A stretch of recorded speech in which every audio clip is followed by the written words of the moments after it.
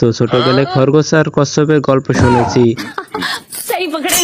তো আজকে তাদের রেস দেখবো। তো কচ্ছপটি আগের থেকে সিটিং করার জন্য অনেক কিছু তার কাছে রেখে দিচ্ছিল।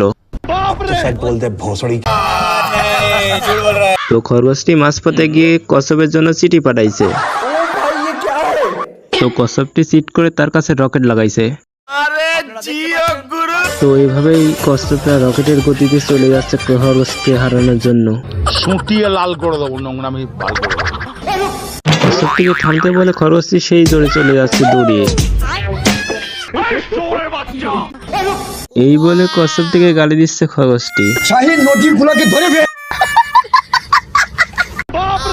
কচ্ছপটি চিঠিতে লিখেছে, চিঠিটা পড়ে খরগোশটি কচ্ছপের জন্য পার্সেল পাঠালো।